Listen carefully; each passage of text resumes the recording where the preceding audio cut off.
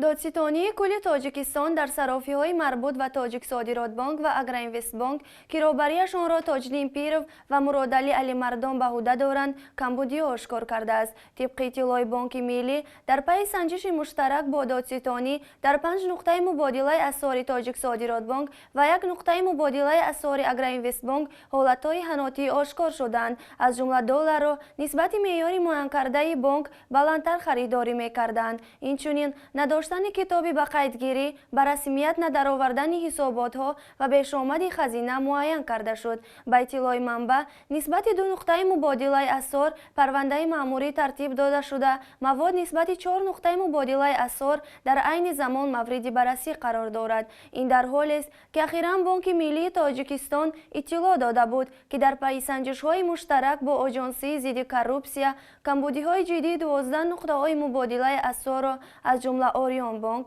تاجیک صادرات بانک، بست تیست، تاج پروم بانک، اگراینوست بانک، صاحبکار بانک و تق وصلت را آشکار کرده است.